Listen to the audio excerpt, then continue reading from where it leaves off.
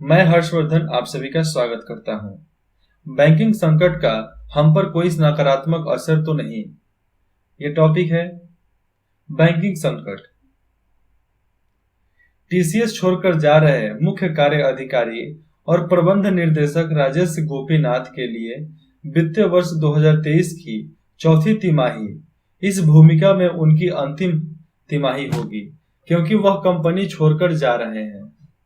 हालांकि गोपीनाथ ने अपने इस्तीफे से संबंधित किसी भी सवाल का जवाब देने से परहेज किया और कहा कि निमित्त मुख्य कार्य अधिकारी द्वारा भूमिका संभालने के बाद ही किसी और बात पर चर्चा की जाएगी।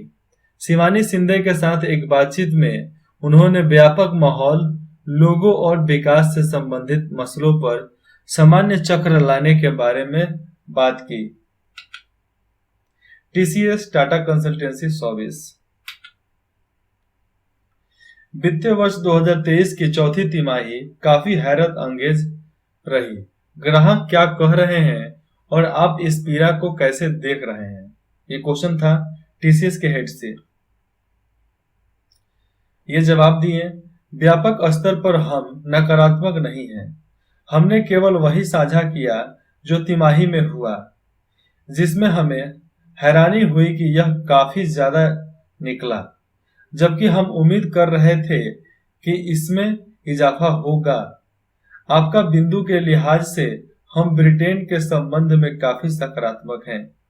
यूरोप लगातार सकारात्मक हो रहा है तथा अमेरिका हैरान करने वाला रहा है।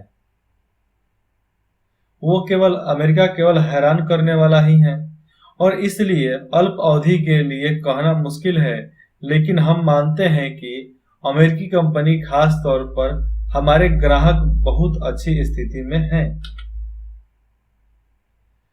हम अमेरिका के संबंध में प्रत्यक्ष रूप से नकारात्मक नहीं हैं, क्योंकि अंतर्निहित ताकत काफी ठोस है। मौद्रिक नीति के रुख में बदलाव और इसके प्रभावों के कारण अनिश्चितता बढ़ रही है, लेकिन तब भी हम अर्थशास्त्री नहीं हैं। हमने इसे मौलिक आधार से अधिक देखा है, लिविंग ऑफ स्टैंडर्ड से बहुत ज्यादा देखा है। हम अमेरिका के संबंध में प्रत्यक्ष रूप से नकारात्मक नहीं हैं, क्योंकि अंतर्निहित ताकत काफी ठोस है। मौद्रिक नीति के रुख में बदलाव और इसके प्रभावों के कारण अनिश्चितता बढ़ रही है, लेकिन तब भी हम अर्थशास्त्री नहीं हैं। हमने इसे मौलिक आधार से आधी देखा है, ज्यादा नहीं, अधिक देखा है। मौलिक आधार जितना है उससे ज्यादा महसूस किया कि साल के अंत में सावधान रहना चाहिए और साल की शुरुआत में इसमें दोबारा उछाल लानी चाहिए, लेकिन ऐसा नहीं हुआ। ये है नए सीईओ, नए head of the department TCS के Krithivasan, global head. Our leadership positioning as a treatment of our visions, customer centric offering across the life and annuities values chain and resultant market success। हस्ताक्षरित अनुबंधन की कुल कीमत TCV और वृद्धि के तौर पर हमें वास्तव में जो मिलता है उसमें असंतुलन बढ़ रहा है। क्या आप इसके बारे में विस्तार से बताएंगे? टीसीबी उसी तिमाही में राजस्व में तब्दील नहीं होती। इस वजह से हम कह रहे हैं कि मांग के कुल परिदृश्य या आर्थिक हालात पर हमारा नजरिया नकारात्मक नहीं है। हम कह रहे हैं कि अल्प अवधि के बारे में बताना मुश्किल है, खास तौर से यह देखते हुए कि अमेरिका में जो हो रहा है वह ढांचागत नहीं है, क्योंकि जो अमेरिका कर रहा है वो सही नहीं कर रहा है। क्या यह केवल बीएफएसआई तक ही सीमित है या सभी क्षेत्रों में? BFSI full from banking, financial service and insurance, जिसमें बैंक का सारा सिस्टम, सर्विस का सारा सिस्टम आ जाता है। यह निश्चित रूप से सभी क्षेत्रों में है। इसका फौरी असर बीएफएस खंड पर पड़ा।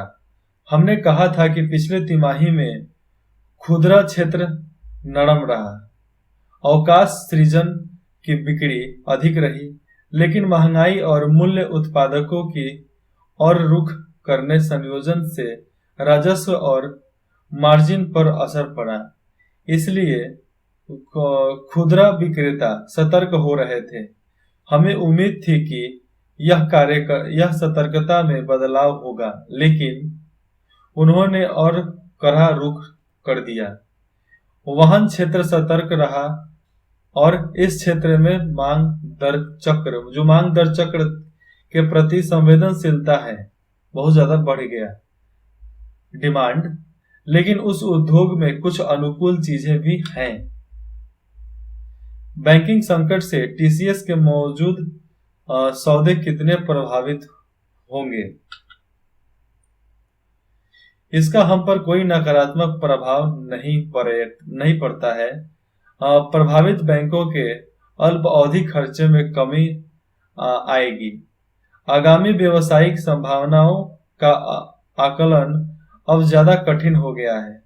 जब अनिश्चितता दूर हो जाएगी, ज्यादा ठोस निर्णय लेने में मदद मिलेगी। हमने अभी तक किसी तरह के नुकसान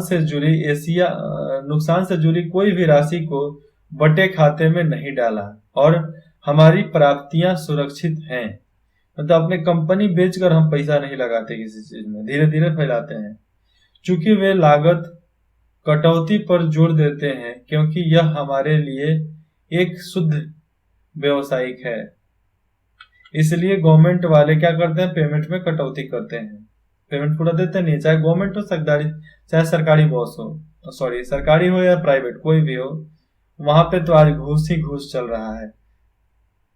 पिछली तिमाही में आपने अकाउंट में तेजी लाने वाले की बात कही थी, जो अकाउंट में तेजी ला सकती है। क्या अब यह प्रक्रिया व्यापक चुनौतियों की वजह से प्रभावित हुई है?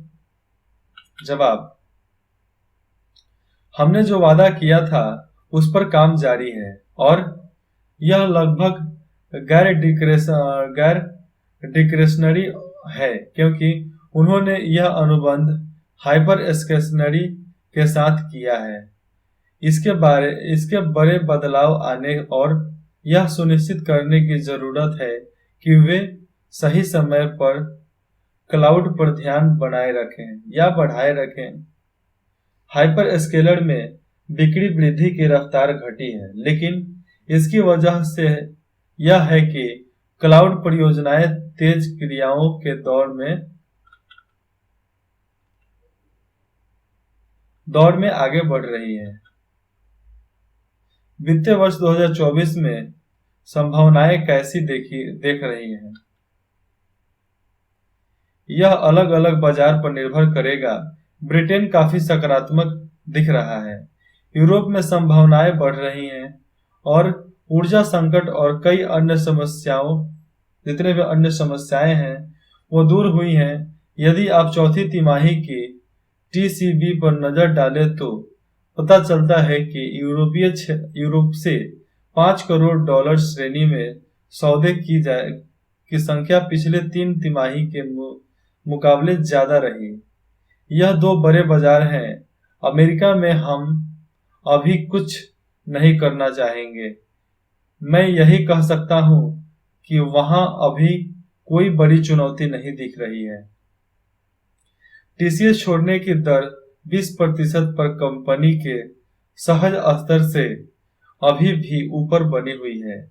वित्तीय वर्ष 2024 के लिए आप इसे किस नजरिए से देखेंगे? टाटा कंसल्टेंसी, ये वहां का आगे का बाउंड्री है। तिमाही आधार पर सालाना एट्रिशन अब घटकर 16% रह गया है। क्या चीज? एट्रिशन आंकड़ा अभी भी पिछला है। तिमाही आधार पर सालाना आंकड़ा काफी नीचे आया है और यह हमारे अनुमान के मुकाबले काफी तेजी से घटा है। हम अगली तिमाही में इसके 16% से घटाकर 13% तक पहुंचने की उम्मीद करेंगे। कर्मचारियों के संदर्भ में हमने देखा कि उद्योग में क्या हो रहा है। हमने 2 साल पहले वित्त वर्ष 2022 में निवेश किया। वित्तीय वर्ष 2023 में हमें इसका फायदा मिला। वित्तीय वर्ष 2022 में हमने करीब 1,10,000 कर्मचारियों का इजाफा किया और वित्तीय वर्ष 2023 में 22,000 की शुद्ध वृद्धि की। 22,000 की। आपको इन दोनों वर्षों पर ध्यान देना चाहिए। Tata consultancy service, and thank you for watching and continue to next video.